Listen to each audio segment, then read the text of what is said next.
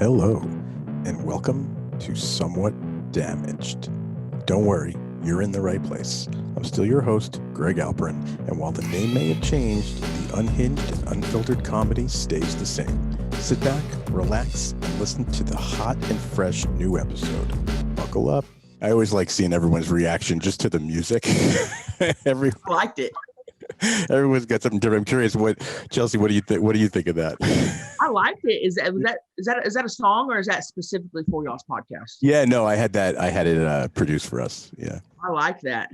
There used to be lyrics that went along to it that had some very questionable words and weird meaning and mystery in there that everybody would ask, and I'm like, I'm going to get rid of the lyrics. I'm just going to go with the music because it kind of overtook the show. But anyway, we're talking to Chelcie Lynn, who hopefully everybody knows. I'm sure they do. She is one of the funniest people in the world. I'm sure you're familiar with her YouTube channel. So we're lucky enough to get her today. She's been on all the top podcasts, Whitney's, Tom's, Josh Wolf's, I mean, everybody. And so now she finally hit the middle and she's with us. Woohoo! Yeah. I'm happy to be here. Thanks for having me. We're glad to have you. I mean, how did this all get started for you? Dude, I don't know. I mean, I've been doing this 8 years and started out on Vine, never thinking anything would come of it, you know? Never thinking that. And I just started doing some videos, started doing a little bit of, a character, Trailer Trash Tammy. Sure. And it just took off. I quit my 9-to-5 almost 4 years ago, like 3.5 years ago. What was it? What was your 9-to-5? What was your last job? I was working at the Whole Foods bakery. Wow. And I was working also at the same time. My husband's an engineer, so I was working at his company testing parts for engineers. Wow. Fun stuff. What was better? What was better, the Whole Foods bakery or the testing the engineer parts? Testing the engineer parts, because I had a lot of downtime and I could just watch Netflix. I can tell you, John feels differently. I think John would choose the other one. I would definitely choose the bakery. I would love to see all those skinny white bitches come in there and be like, "This is the bread gluten free." Exactly. And just be like, absolutely, and just sell them celiac disease. Just like that's exactly what it's like working at Whole Foods, for sure. What city was the Whole Foods in? I worked at one in Dallas and then in Del Mar, California. Right. Yeah. Wow. So what was that transition? So you were in Dallas and then you moved to California? Was that how it kind of went? Yeah. So my husband was looking for a job in Dallas. He had gotten laid off. And I come home from Whole Foods one day and he's like, "Hey, I've got a job interview." I was like, "Great." He was like, "It's for a job in San Diego." And I was like, "What?" I was like, "I'm not moving to San Diego. You're out of your mind. Why'd you apply for a job in San Diego?" He's like, "I didn't. A recruiter reached out to me." He's like, "I'm just going to take the interview just to get, some, experience or whatever in interviews." And I was like, "All right." Got the job. But we moved to California. Oh, shit. Yeah. And now you're making much more money than him. Yeah. Great. Oh, wow. So that was, was it a change? So you've always lived in like Texas, or have you always been from Texas? Yeah, I'm from Southern Oklahoma. Okay, got it. Texas. I'm from about 45 minutes north of Dallas. So when people say I'm from Texas, I don't correct them. It's, Right. Got it. But yeah, always lived there. So, Greg as well. How has that changed, that going from listen, I've been living in the bubble of New York City for the last 30 plus years. Besides 1 or 2 years living in Houston, but as you know, Dallas and Houston are, they're not Texas really. They're major towns. How has that changed going from, Dallas and that area over to like the Gaslight area? How is that feeling? Did you feel lost? Yeah, it took a couple years to get used to. Just the big city, just people were different. The food was a whole different type of Mexican food here, Sure. That took me, and I hated it at first, but now when I go back home, I'm like, screw this Tex-Mex. This ain't real. Yes. And I never thought I would be like that. Right. I'm so true, though. I think the cheese is just like so much kind of like in Tex-Mex food. Like I like that like freshness of like the onions and the cilantro. Sorry, I'm getting ahead of myself. Get ahead of myself. No, that was the biggest difference, honestly, was like the food. Yeah. But we love it now. And we can't imagine ourselves living anywhere else, but we just bought land in Nashville. Oh shit. So, Hell yeah. yeah. Hell yeah. So hopefully we'll be building a house on that in a couple of years. So That'd be great. yeah.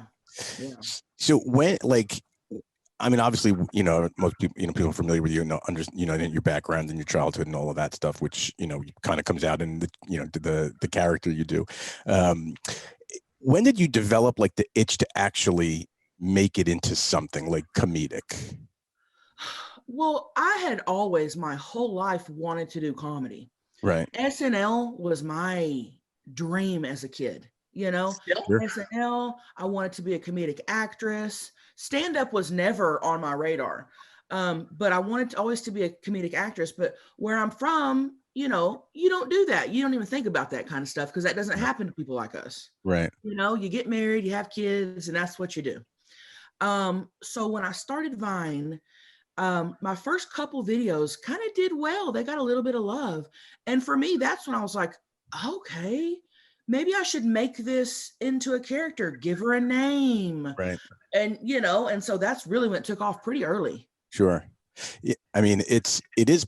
I watched a bunch of your interviews on past podcasts and interviews and stuff, and you talk about how hard it is to really develop, you know, a character in comedy, and especially in stand-up comedy that you do on stage, that actually has longevity and people react to it positively, and it's more comes out as being you than shtick, right? Yeah. So, I mean, and you know, when people watch your videos, I'm sure there's tons of people that think that Tammy is you. Right. Yeah. They don't necessarily think it's Chelcie, right? They think that's Tammy. They call you Tammy when they see you out in the public and everything. And they think that that's you.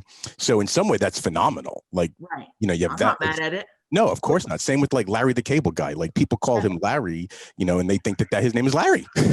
Chelcie, Right? the flip side of that, you get a great fan base. And, you know, as you know, stand-up comedy is very finicky and they're very exclusive sometimes. So when we get characters that kind of come into our fold that want to try stand-up, there becomes a little bit of like, well, you just did 8 seconds on Vine. You're just doing TikToks. You're not a real comedian, but you're backing that up with your chops. I mean, you are on some of the top comedian podcasts and they find you hilarious. And that, I mean, if Jake Paul was to ever try and be like, oh, I'm doing stand-up, you know what I mean? We'd be like, fuck you, dude. You know what I mean? But there's a great, but it seems like people in our world, because looking at your followers and looking at who our mutuals are, there's some people on there that, you know, are highly regarded. You really came into, even though it is a character, it really has become your own. And I mean, as much as we can say about like, you know, like get Larry the Cable Guy, but everybody is acting on, you know, one of my favorites that I always hear about, and I'm a big wrestling fan, is they always say that your character on TV is you dialed up to 110%. Yeah. And that sounds like that's what it is with you, because you experienced kind of some of that stuff growing up. Oh, 100%. And I never expected to be so well received in the stand-up comedy world at all. I expected it to be like you said, oh, there's this chick from Instagram. Who is she thinking she can do stand-up? That's what I expected. Right. So when it was the opposite, I'm still like dumbfounded and grateful. I'm like, man, like, thank you guys so much. Right. But I think the character works in stand-up because Tammy is so believable, dude. Yeah. Like you said, a lot of people don't know it's a character. Sure. Right. You know, you can usually tell when someone's doing a character, always. Right. I can, you know, but Tammy's very believable, and I don't know how, I don't know why, but I just roll with it and love it. But there's a resonating thing that has, because like, listen, I may be, you know, from the New York, New Jersey area, but I live in New Jersey and I live in a more so rural town. So there's something that speaks to me, but also there's something about Tammy that also is kind of enlightening. And it's like, I mean, yes, it plays into a little bit of a stereotype, but at the same time, it feels like she's available for, it doesn't matter what color, what nationality you are, what, you know, what what hierarchy or how much money you make. I mean, it's something that anybody can find funny, and at the same time, it's still self-deprecating. So, I mean, kudos to you on kind of building that and honing that together, because your sold out dates say it there. I mean, if you look at up and down those, congratulations on that. I mean, Greg, I mean, from Ohio to Phoenix, I mean, Florida, I mean, these are all areas that, I mean, yeah, there's Tammys in all those towns probably, but yep. Oh, and the shows are the audiences are so diverse. Like I have a super diverse audience online. So I was excited to see how that would turn out in real life. And it's just the same. It's so diverse. Yeah. You know what? I think, for one, you're such an incredibly positive person. Right. That the positivity it's incredible, really. When people have a tough background, you never, like keeping positive through all of that, you have to be a super strong person. Right. And then it's so funny. I was going to tell you that I keep going to your website to buy a t-shirt, right? Because your merch is, honestly, I'm a merch guy. John knows my real job is merch, right? And what you have the best merch store of anybody out there, right? And I sit and look at the t-shirts and then give up because I can't pick one. Dude, right? Thank you, because I am so proud of my merch. Like, I'm a merch person too. I buy people's merch. If I love them, I've got your merch. Right. And I'm proud of my merch, dude. Yeah, you should be. It's tremendous. I mean, you're wearing some of it now, right? I'm wearing my own merch now, like, right? I mean, it's so funny because there's a line out of the movie PCU, I think, right? And I think it's like Jon Favreau's first movie, and he's going to see a band, and he's a total burnout stoner like kid, and Piven's in the movie, like he's the main character. And as he's about to go out, he says to him, he's like, "You're not wearing that shirt to the show, are you?" And he's like, "Yeah, why? What's wrong with it?" And he's like, "You never wear the shirt of the band you're going to see to the show." And it's so funny because I've used that line so many times in Out. But I think when you're wearing your own merch, that's the best. But you're tasting your own stash a little bit. You got to make sure it tastes good for the people. Obviously, that's what it's all. But I think what comes out in that merch, right, is obviously your personality. It's your character, but it's like you're kind of poking fun, but at the same time being so incredibly real with yourself because it's you in all these funky poses and outfits and get-ups and such an amazing body image positivity. It's tremendous. And I think in these days, with how it is all about these like skinny bitches and all that shit that's like on TikTok and it's like insane already. Like that message really comes through and is like telling people like, be yourself, be confident in it, and own that shit because look like what can happen when you do, you develop out this amazing persona.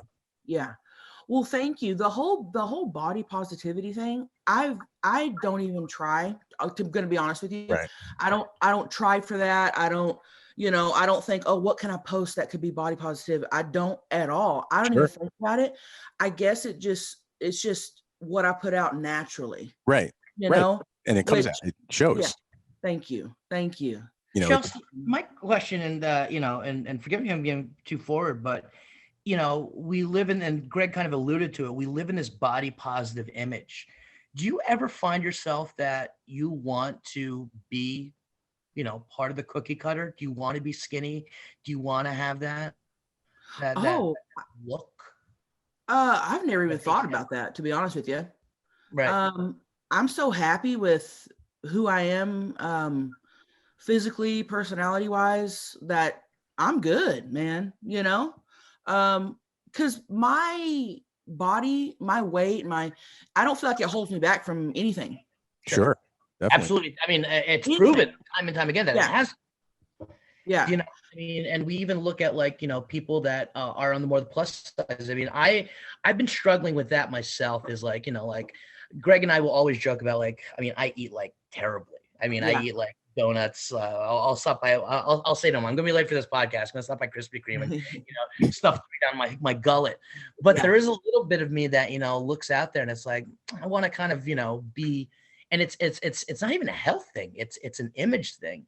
What do you say to people? Like, and especially in our industry, which is entertainment, like. Do you feel that you need to kind of work within the norms of what Hollywood thinks should be in order to kind of be part of their world? I mean, like Melissa McCarthy, perfect example. You know what I mean? She's hilarious. She's a great writer, but she's also a very physical actress as well. Mhm. Do you feel that we get that people that are that they get typecast in that way? Probably, for sure. I don't, but I also feel like I understand a lot of people, if you want to get into acting, feel like they have to look a certain way for roles. And I feel like that may be true for like more serious roles. Sure. I feel like you can get away with it. You can get away with being heavy if you're in the comedy world. Right.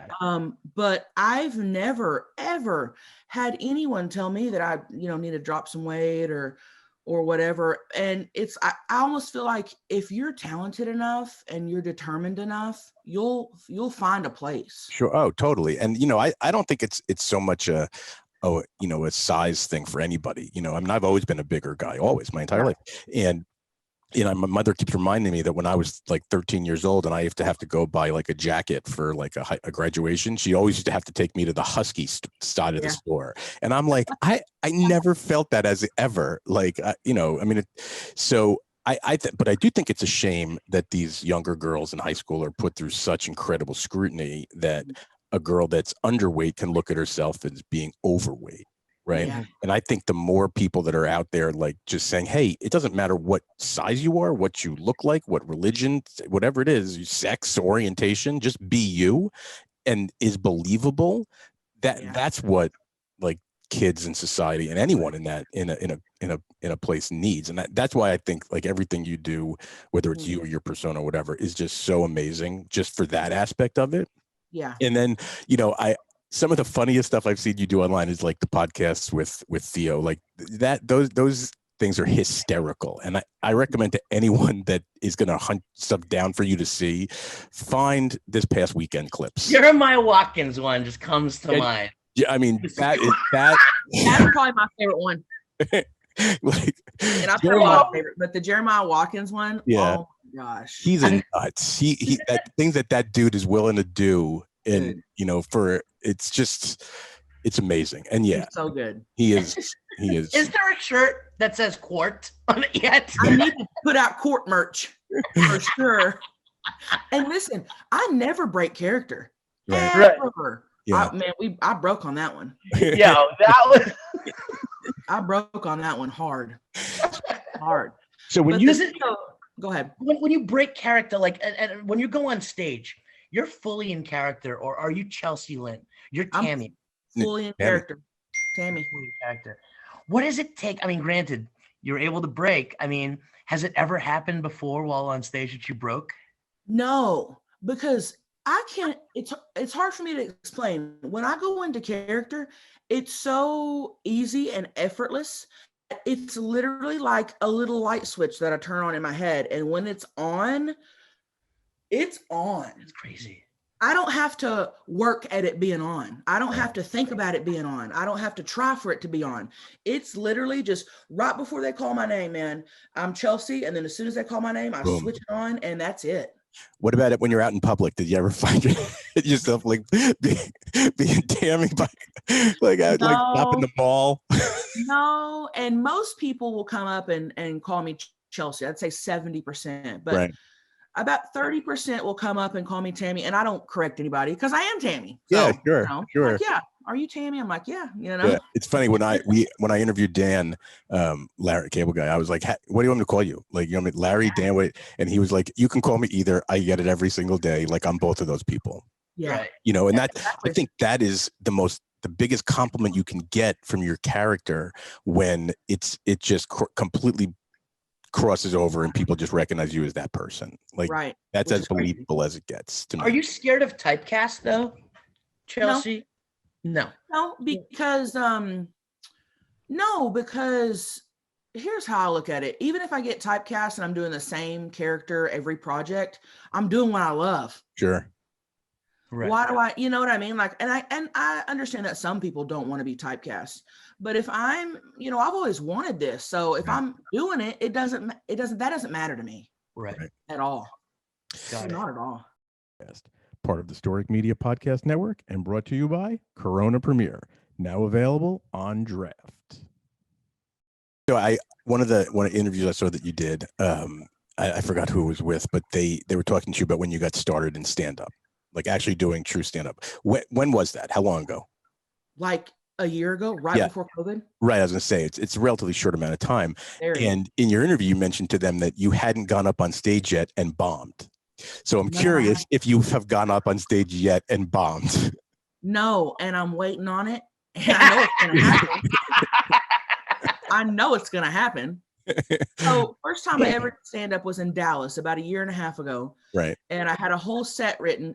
I've never done an open mic or nothing. Never tested this material out or nothing. Jeez. And I thought I could go up there and this will not be good. But it was good. And so I was kind of shocked. So I've worked on that set a little bit, and that's what I've been doing over the last couple of weeks. We started touring a couple of weeks ago. Right. And I've learned that there are definitely audiences that are more excited than others. Sure. There are audiences that laugh a lot harder than others. Yep.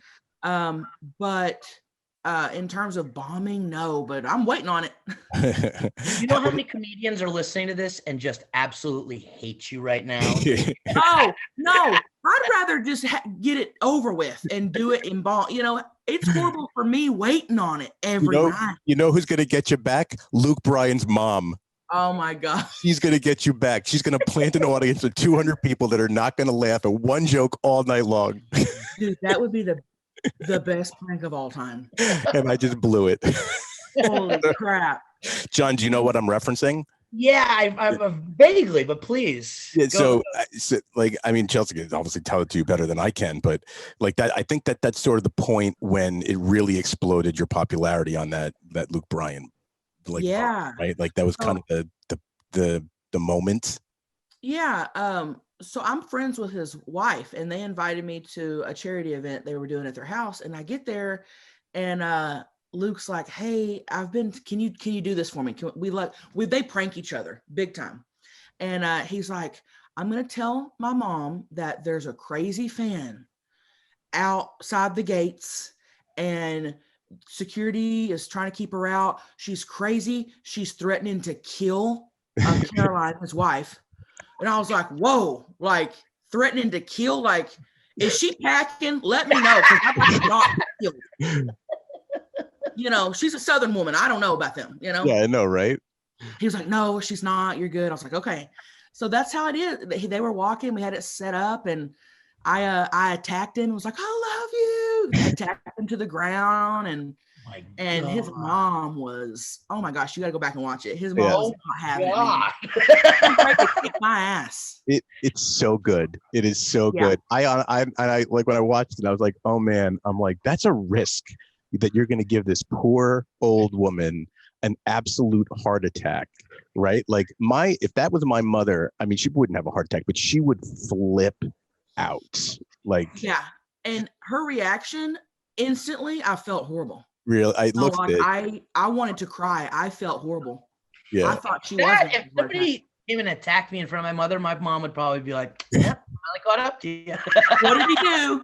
Yeah, Yeah. All those comedians, all those guys he refused to pass at the club, finally got him back. That's not a small list. That list is long. That list is Chelcie, long. I mean, we talk about comedy, and do you know how to turn it off? Like a lot of comedians that I sometimes deal with, there's a couple of comedians that don't know how to turn it on. Like we can go out for dinner and they just don't, like, everything becomes a bit to them. Oh. Are you able to kind of being like, hey, we're just going to sit down, have some food, relax, talk about our families? Like, can you? Oh, big time. Yeah. You have that accessibility. Oh, big time. I turn it off all the time. It's off most of the time. Right. Yeah, it's off most of the time. I cannot imagine, but I will say that I'm constantly I'm constantly thinking of, oh, could I turn that into a bit? Right. Oh, something just happened. Could I make that into a bit? That's constant. Mhm. But in terms of, if I'm with people, if I'm with my family, if I'm with friends, having it on, no. Are you jotting things down or using like a memo in your phone and things of that nature? My notes are full of dumb shit. Yeah. Yeah. Full. It's a lot of people that listen to the podcast are comedy fans, and especially because you're working out, a bit and you're working out, a character on stage. How often are you kind of trying things, in like different cities? Like, is there a formula that you kind of utilize? Because I can only imagine, you get the traditional, dating is weird, and then somebody's able to, you're doing a whole character up there. Yeah. It's almost, is it scripted? Or is a lot of it is off the fly? Most of it's scripted. Are you talking about on stage? On stage, right. Yeah, most of that is scripted. And I'll tell you why. Because I'm so new to stand up that I'm not super comfortable with it yet. Right. So I feel like once I get comfortable, I'll be able to go off the page a little bit. Right. Right now, I don't know my full set by heart. I have to literally take a set list up there and kind of glance at it every now and then.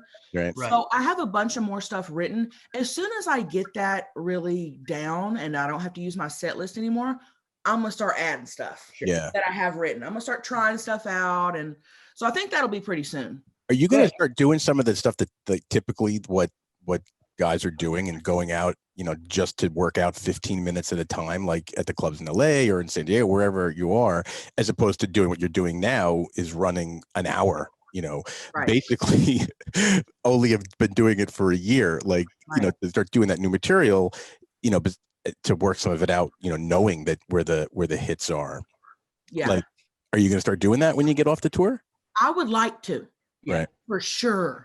That's my goal. That's what I would like to do. Test stuff out, perfect it here and then go out. Yeah. Right. Have you, I've talked to like, one of my favorite Southern comedians actually is a woman named Bread Squirrel. I don't know if you're familiar with her. I have heard of her. I've heard she's good. She's fantastic. And she's one of them. And we had a conversation about how people talked about how people that do sets that are scripted and an hour, that is it's more of a theater piece and it's not stand-up comedy. But she had corrected somebody and said, that's exactly what Ricky Gervais and every single English comedian and Jimmy Carr are doing, is they're creating a new set every year and it's rehearsed out. There's nothing to do there. Maybe a little bit of crowd work. Jimmy Carr does a little bit of it here and there, but a lot of it's planted stuff. But it's interesting that people think that the idea of it being scripted is not stand-up anymore. But in what I'm thinking in my head is that it absolutely is stand-up. What you're doing up there is the oldest form of stand-up, really, is kind of going on out there. Is there anybody that's kind of helping you, guiding you with writing? Any professional comedians? And you don't have to say any names, but are people kind of like saying, hey, here's a tag you can put over there? In terms of writing, no, I get a lot of help from Josh Wolf, who I love. Yeah, Wolf is awesome. Oh my God. The guidance from him and the help from him has been amazing. So I have a friend named Clayton Ferris. He's an actor in LA. He's kind of taken my set and helped me kind of punch it up and stuff like that. But famous comedians, no. And I think that's important, dude. And I didn't know that was a thing. I thought a comedian wrote their own stuff. I just want to ask, so did you just say that Josh Wolf's not a famous comedian? I meant he hasn't helped me write my material. God damn it. I was hoping you'd say, yeah, Wolf, who? Fuck him. No. Dude, are you kidding? I love him. Yeah, he's one of my favorites. He truly is. He's so fun to watch. I love how he talks about his 17-year-old kid. Like he's such an awesome guy. amazing to watch on stage, and obviously he's at the top of the game, of course. What are you looking at though, Chelcie? Like, are you? I mean, obviously, you alluded that you would watch Netflix, when you were testing out the engineering parts and things of that nature. Was there any stand-ups that you watched on Netflix that you just kind of like, oh wow, I'm really digging them right now? Well, maybe not on. Well, I'm a Theo Von fan, dude. Of course. Oh hell yeah, I think his brain, how he thinks and the things he says. Yeah. I just think he's a genius, dude. I'm a big Theo Von fan. I like all the big guys, Bert Kreischer, Tom Segura's stand up. Okay, I will say this. I rarely laugh out loud at a stand-up special that I'm watching on TV, even if it's funny, because you have to be in the environment with people to be laughing. Totally. His stand-up special, I had to pause multiple times because I was laughing out loud. He's so good. Kreischer's one of the last times. This was like I was in between. I was in between Houston and New York, and I remember kind of this depression kind of setting in because I didn't have anything to do. But I remember the first time I laughed really hard was Kreischer's Secret Time about his dad shitting his pants. And that is one of those that I will tell you, the last time that I laughed out loud today was watching The Court with you. Can you tell me the last time that you had a good laugh, Chelcie? Oh gosh. While watching comedy? Like belly aching laugh, I will tell you this, and we're not shilling Netflix by any means, but I was watching that Eric Andre movie, and he's got that new movie where it's a prank. They're live pranks, and they kind of make it into a movie. There's a moment with him and a gorilla in a cage, and I had to pause it because it was like I couldn't breathe. I was laughing that hard. I'll watch it. I'm writing it down right now. I'll go watch that. But was there? Yeah. When was the last time you kind of were like, yeah, it hurt to laugh? Dude, it's probably been a minute. That's why I need to watch this movie because I'm like, I'm due for a good belly laugh. I can't even remember. I'm due, man. It's amazing that I'll ask comedians that and they'll be like, I haven't laughed in 10 years. I can't remember the last time. The most distinctive memory I have of watching, a comedy special that I watched was on a flight a few years ago, and I'm not sure if I mentioned this, John, or not to you before. And I think it was one of Chappelle's specials. Who is that? I'm not familiar. He's a guy. He had a TV show. I don't know, whatever. Look him up. And the people sitting next to me in my row it was me and then an African-American couple sitting next to me, older, right? And they were watching the same special I was watching, right? That was on one of the channels. It might have been on Comedy Central on the JetBlue plane. And we were laughing both very hard, right? At completely different points in the special. Like I would laugh at something, they wouldn't laugh, and then they would laugh at something and I wouldn't laugh. And I'm like, what am I where are we misaligned on this? That's funny. And then we talked about it. Try to connect with Black people. No. I talked about it with them after we both got done watching. I'm like, how come we were laughing at different spots? And they were like, we're just older. And that's all that came out of it. They're like, we're just older than you. And I'm like, I don't know if the age thing matters. I didn't know what they were telling me. So I just went back to watching. How does it feel to be home right now, Chelcie, being on the road so much? It feels good. I've been busy though, so I haven't really been able to relax. Got it. Yeah. You've got a new place out that you're building out, which is congratulations on that. That should be awesome. What's the plan? Like, I mean, how are you gonna? Are you looking for a pool? What's the relaxation for Tammy gonna be? Okay. When I relax, I sleep a lot. Number one, I'm talking 12 hours a night. Wow. Oh hell yeah. So and then I'll go get a massage, and then I'll go get some food, and I'll lay on the couch and watch Daylight. You got your neck cracked from the doctor in LA. Oh my God. What was that? King of Cracks cracked my neck. Okay. And if you guys don't know, there's a whole chiropractic world out there on YouTube and Instagram. And they're creating content of cracks, man. Yeah. and I will sit there for hours and just watch cracks. I can't get enough. And I found this guy. He's up in Rancho Cucamonga up by LA. And I thought I have to go get a neck crack from him. And he had, I don't know if y'all have heard of the Y strap. He literally puts a strap around your neck and pulls it. And it was, oh my God, it was the best that I've ever experienced in my life. And it just almost looked like you gave a quart right there. Quart right there. That would scare me that someone would break my neck. Oh no. Don't be scared. It was dude, I've been thinking about it nonstop, and I wish I had time to go see him this time, but I'm going to schedule an appointment for next time I'm home. How's that feeling that would, like, I mean, that's got to be like, because I haven't been to a chiropractor at all, you know, like, no, never.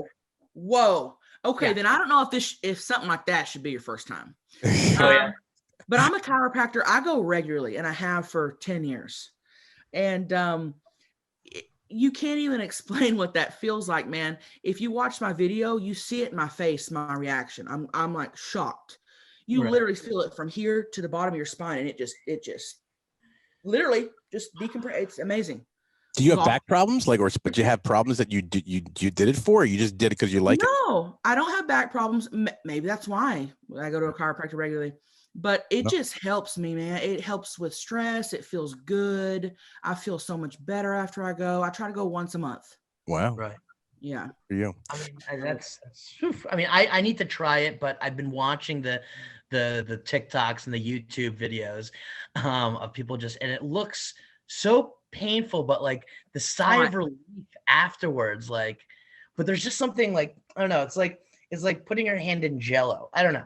It's funny. It's not painful. I will tell you that. I have two friends that are chiropractors, and they constantly are like, "Oh, let me just, give that a tweak." And I'm like, "No, like just don't touch anything. Like leave it as it is. Like whatever." And they're like, "It's not going to hurt you. It's going to make you feel better." And I'm like, "I don't know. Like, just it'll be my luck that I'm the one out of a million." So you've never been either? Never been. Never let any of my friends touch, like, adjust me, do any of that shit. No. See, I feel like that would be me if I was a chiropractor. I'd be wanting to pop everybody. Yeah. I've always wanted to be one, so I think that's why I love the videos.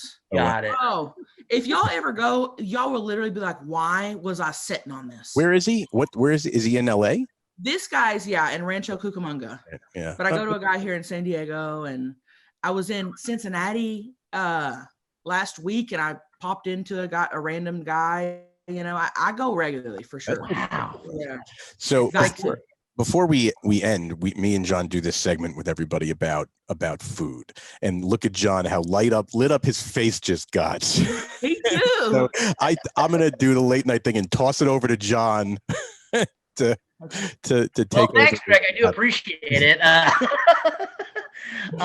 Chelcie, we talk about the best food because, like, listen, you're on the road constantly.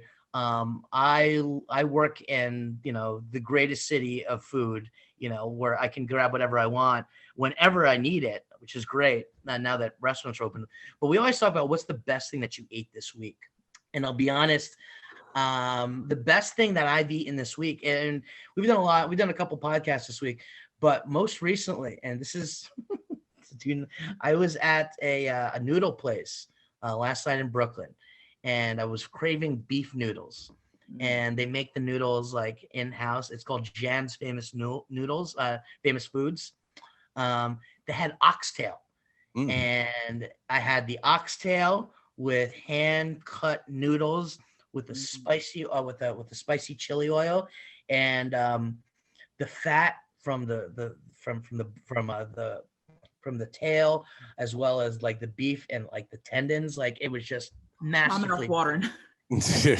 So good. A little bit of cilantro, like a little bit of like daikon and like Chinese cabbage, and it was just like, it was perfect. It was perfect, absolutely perfect. So that was the best thing that I've eaten so far. Chelcie, how about you?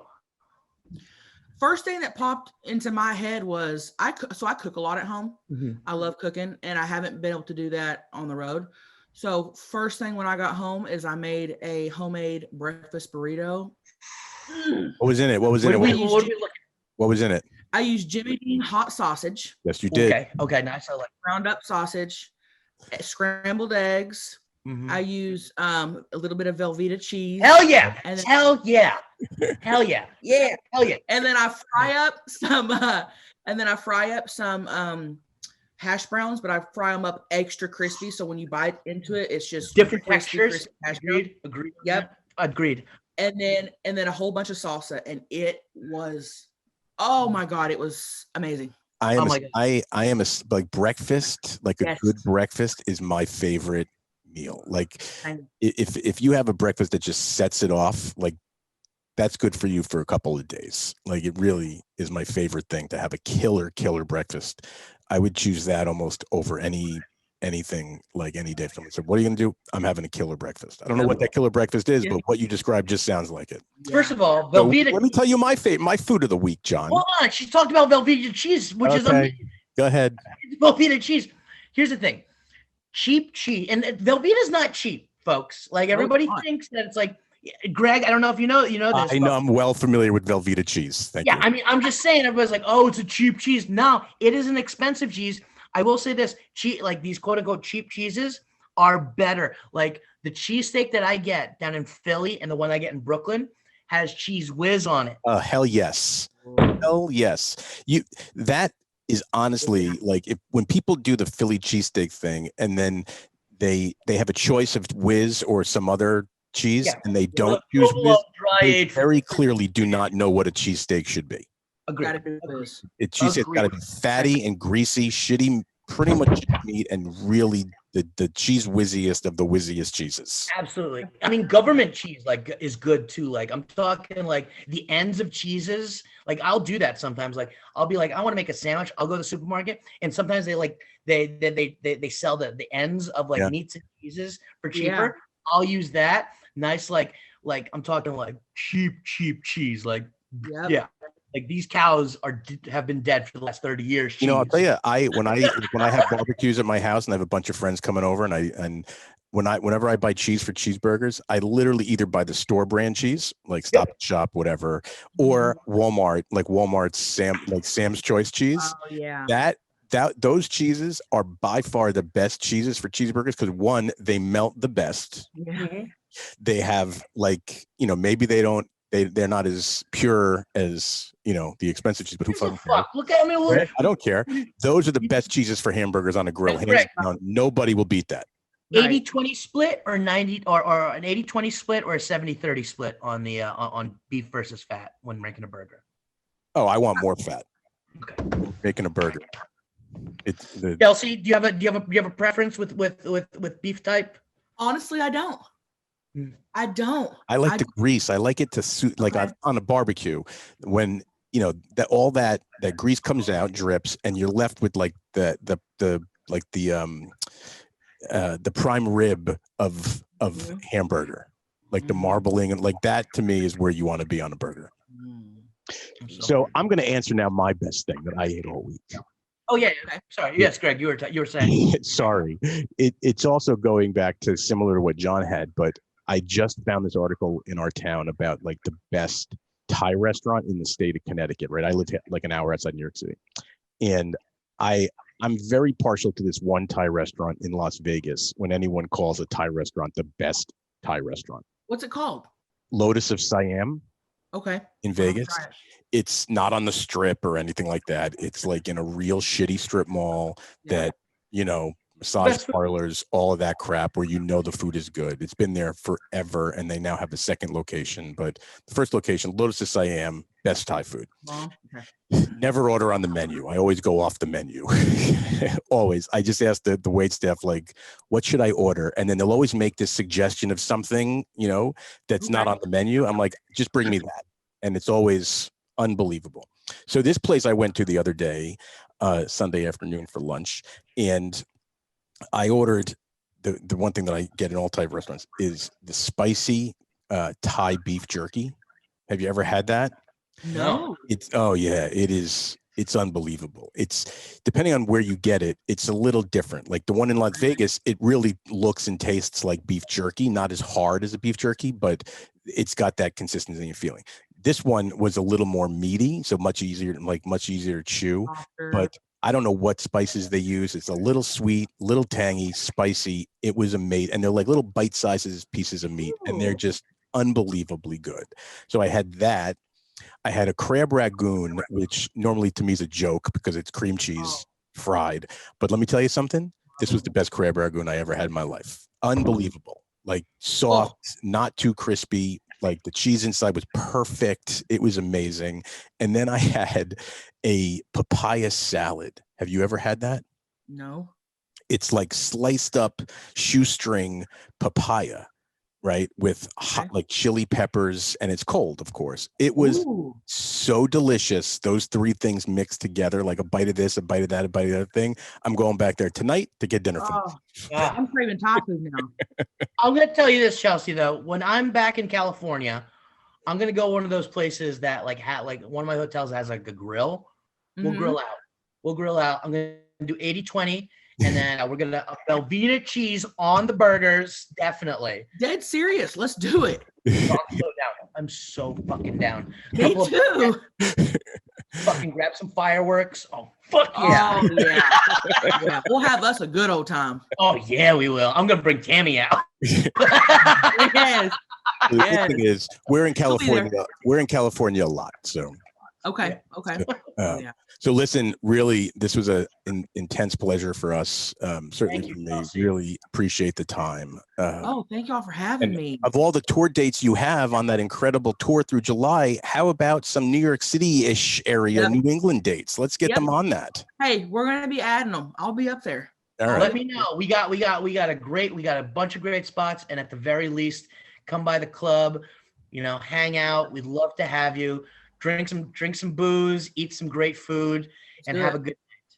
But Chelcie, I would love to. Thank you. Thanks for hanging with us. All right. See you Bye, soon. y'all.